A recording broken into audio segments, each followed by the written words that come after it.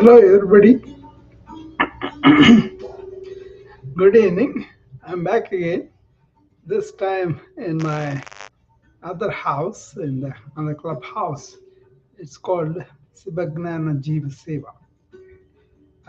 It's a title that I enjoy keeping and then trying to remind what I intend in that room. It's about seeing divinity in every being and doing whatever you do as a service to that divine being, right? So now I began to talk about children, their education, and the life skills. And I believe these life skills can be learned plenty from the ancient wisdom. So that's what I was talking about. If you look at youngsters now, or middle-aged, or young people, very anxious, stressed out, and not taking care of themselves well, and having problems with their own stresses and strains in life, and don't have the enough of the life skills that they need. And what better place for you to learn that, rather than uh, in childhood, right? So I kind of working on this topic because as I work with adults who are stressed out, burnt out, it is apparent that many of them would have benefited from learning as children, right? Like things like what I am really discovered, yoga and meditation, understanding subconscious mind, and understanding what is positive psychology, and communicating better, public speaking, and understanding the sciences of energy, um, like Reiki, pranic healing, or things like ancient acupuncture and vastu and feng shui, things like that, right?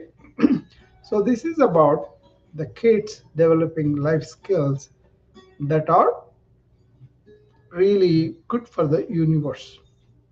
As they step into the life and with the universe, they can always use these things, right? A couple of things I was mentioning in the other room were teaching very young kids about uh, quiet down, okay? Time out. See, when you suggest something like that to schools, they would make them get used to that at least for a few minutes, every 1 minute, 2 minute time out after an hour or so. And then kids also get into the habit of getting that kind of time out, calming themselves down as a play, and they get used to that. So those kind of things. Other example I was talking about, just the diaphragmatic breathing, where you place one hand on the chest, one hand on the abdomen, and tell the children see which hand comes out first when you are doing inhalation. If the chest comes out first, then you are not doing that diaphragmatic breathing, which is what we want to educate, right? So let them see and make sure that their lower hand, which is on the abdomen, is coming up as you're taking a deep breath in. And then as you're getting it out, it will come down, right? So that simple ways of making, or teach them laughter yoga.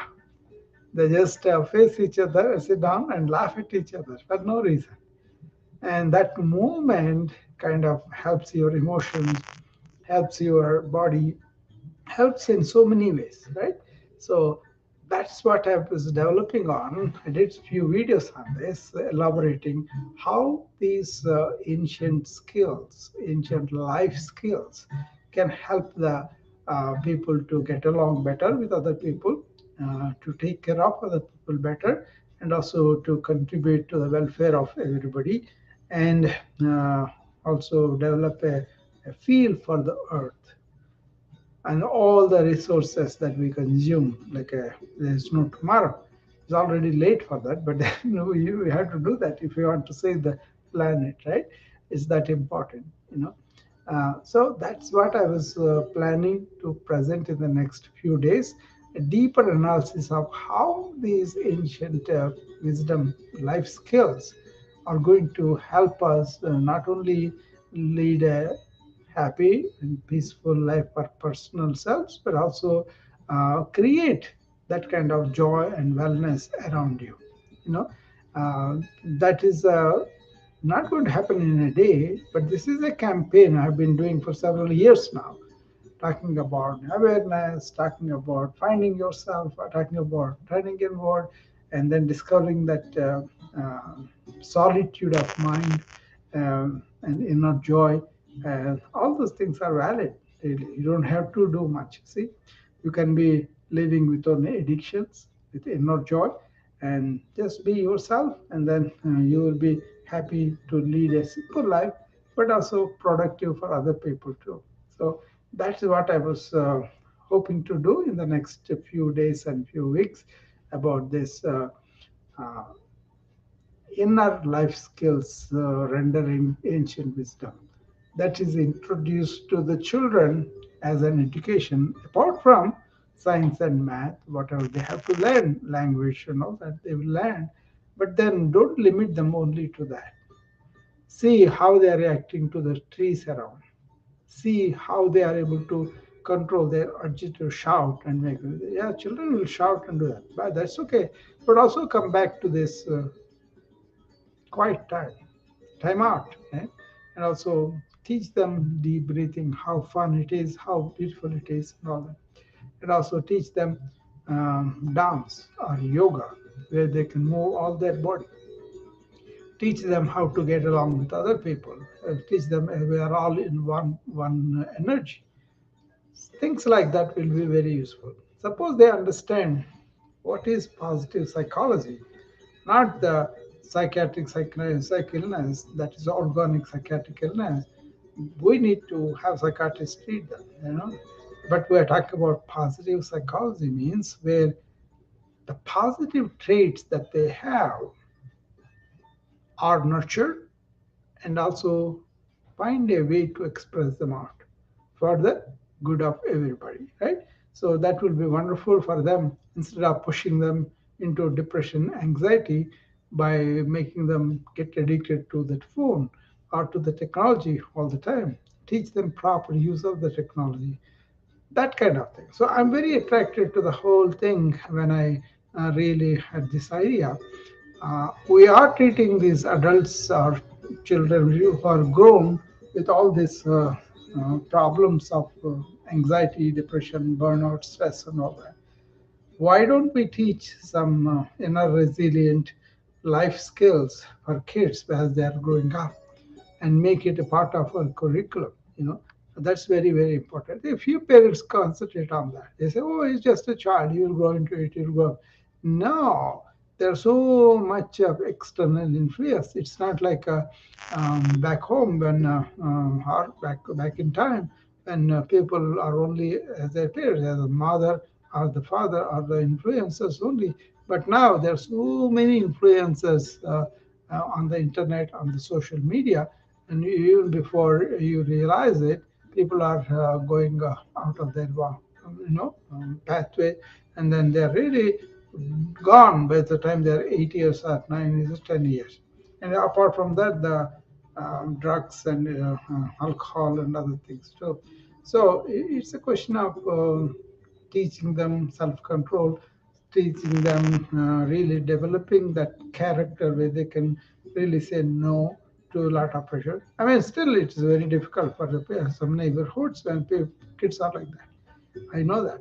But what I'm saying is, if we have enough people talk about this, enough people observe them in their life or practice them in their life, that will be a good influence to the people, to the kids who are seeing us, who are always learning us. They don't learn by just telling them something or repeat something. They want to learn these things by seeing the adults doing it and then or making an active effort to teach them. This is more so now with all this proliferation of artificial intelligence, so much information coming to them. Information is not wisdom. when information listen and insights are drawn, and those insights are reflected upon, doubted upon, and then once you discover this is so, then you implement that insight in your life. Right? That's what I'm talking about. We can introduce like a uh, tell them about growing a tree or planting a plant, what is the value of water, how to drink water, you know, all those simple things will be our life skills for them. The same with what subconscious mind and your own inner self, and that uh, positive psychology, communications and public speaking, and then energy with all this pranic healing, all that feng shui, all those things are very, very important for them to understand. And thereby, you can improve your organization by finding a place for everything and then keeping everything in its place. And feng shui is really doing a lot of understanding about good energy, how to really make people feel like their ambiences around them is better and they are feeling better, they are doing a lot of stuff. Okay, so all those things I'm going to discuss separately. Yeah, there are six aspects of it we are going to discuss, starting with yoga and meditation, and ending up with the energy. All the six aspects we will explore leisurely, and then if more people are invited, more people show up, then we can have a dialogue. Otherwise, I will say my piece, what I think I should be saying, and hopefully people will come and express their opinion. So anybody else wants to come up, they can. Otherwise, I will close this for now. And then this is just announcing these rooms are coming up, and I'll be doing them as I go along. Okay.